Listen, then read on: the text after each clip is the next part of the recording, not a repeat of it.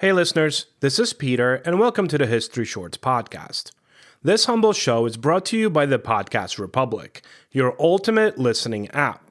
Discover and subscribe to thousands of podcasts from around the globe, yours truly included, and all in one place. Download Podcast Republic now, available on Google Play and the Apple App Store. Today on History Shorts.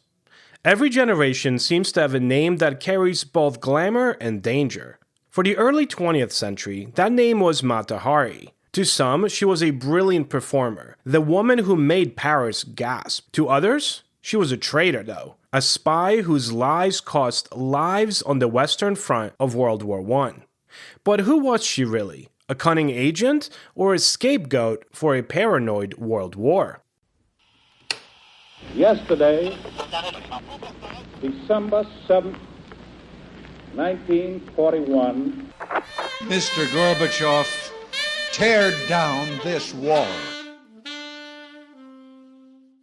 First, today in history.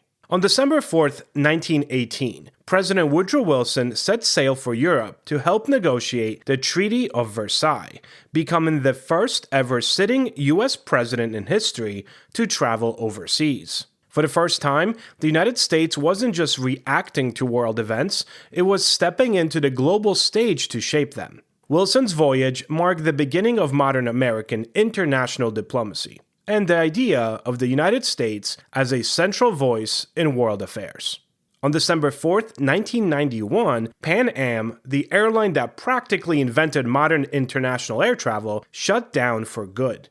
Pan Am introduced the jet age, global routes, in-flight meals, and even the first computerized reservation system. Its fall was quite dramatic, a mix of rising fuel costs, deregulation, and the aftermath of Flight 103. When Pan Am ceased operations, it felt like more than an end of an airline. It was the end of an era in American aviation and global ambition. Story of the day. Mata Hari was born Margaretha Gertruida Zell in 1876 in the Dutch town of Leeuwarden, far from the salons and cabarets that would later make her famous. Her father was a hat maker and a dreamer, but her childhood was cut short by family misfortune and scandal. By her 20s, she was restless, craving escape and reinvention.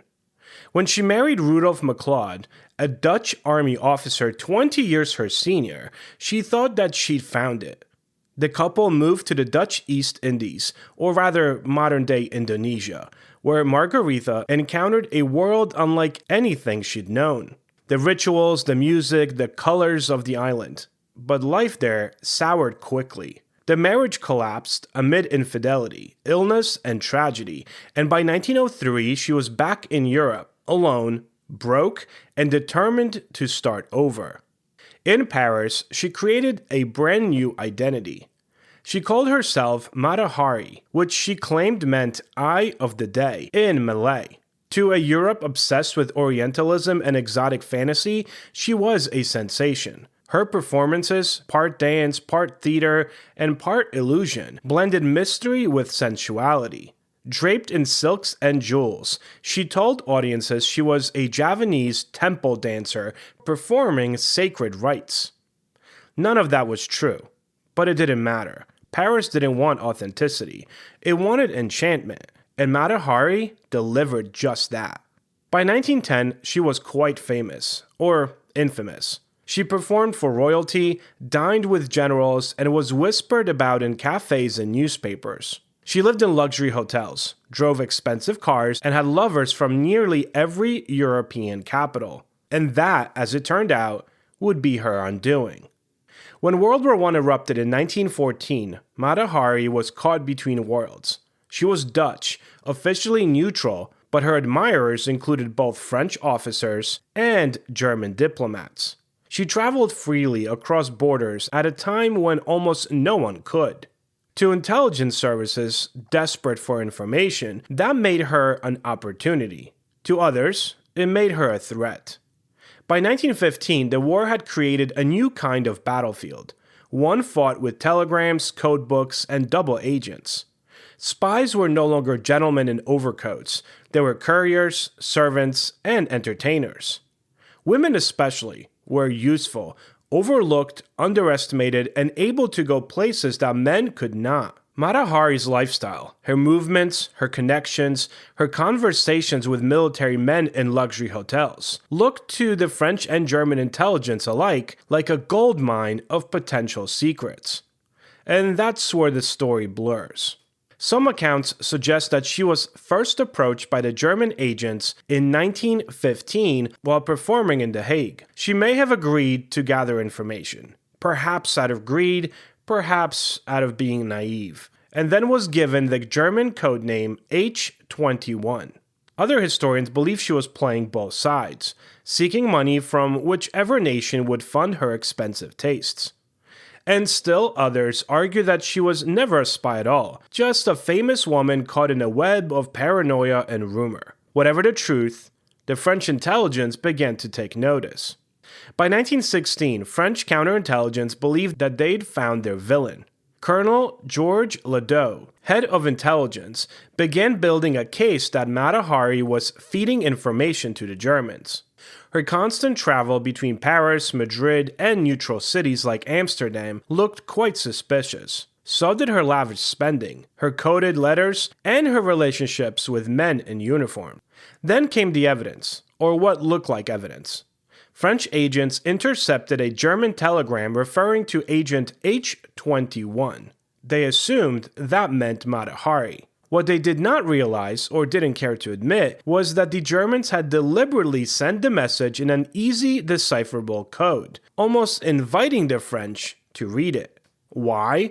Well, because German intelligence had already written her off as useless, and wanted to divert French attention away from the real agents. In other words, Mata Hari may have been framed, a convenient distraction in the murky world of wartime espionage. But once the suspicion stuck, there was no turning back. In February of 1917, she was arrested in her Paris hotel, accused of espionage for Germany. Soldiers marched her out in handcuffs, past reporters eager for a headline. The spy seductress, as newspapers dubbed her, had been caught. Her trial that summer was pure theater, part courtroom and part circus. The prosecution had little hard evidence. There were no secret documents, no intercepted dispatches, no witnesses who had actually seen her pass information. What they had instead was a story.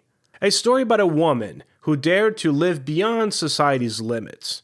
They portrayed Mata Hari as the archetype of the dangerous woman, exotic, manipulative, and immoral. To a France humiliated by battlefield losses and desperate for scapegoats, she was perfect. Her defense argued that she was not a conspirator, she simply was a friend, that her relationships with officers were romantic and not political. Her lawyer pointed out the absurdity of charging a middle-aged dancer with no military training or access to classified information as one of Germany's top spies. But reason was no match for hysteria. France wanted someone to blame for its suffering. The image of Mata Hari, the foreign woman who lived freely, flaunted her sexuality, and crossed borders, it fit too neatly into the national mood of suspicion and fear. After a short deliberation, the court declared her guilty of espionage. The sentence? Death by firing squad. At dawn on October 15, 1917, she was led to the parade ground of a fortress outside Paris. Witnesses say she refused a blindfold. Dressed in a tailored coat and tricorn hat, she stood tall, unflinching. When the officer gave the order to fire, she looked directly at the soldiers and did not move. A single shot rang out, then another, and Mata Hari fell slowly to the ground. One journalist later wrote, and I quote, "She died as she lived, with a smile that no one could quite explain." End quote. Her body was never claimed, though. She was buried in an unmarked grave. As for her legend, that lived on. Was she guilty? Well, maybe. But even if she wasn't, she was never innocent in the eyes of a world that just couldn't imagine a woman like her being anything but dangerous.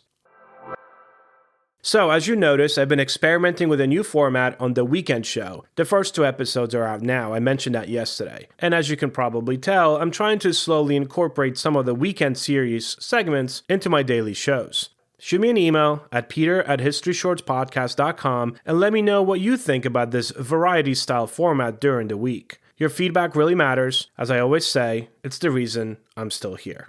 And hopefully today's episode has inspired you to seek out and learn more about this subject. For answers to questions, sources for today's episode, to leave a comment, or check out upcoming guest announcements, visit www.historyshortspodcast.com or look for History Shorts Podcast on Facebook and X. Thank you for all of your support, and I will talk to you all tomorrow.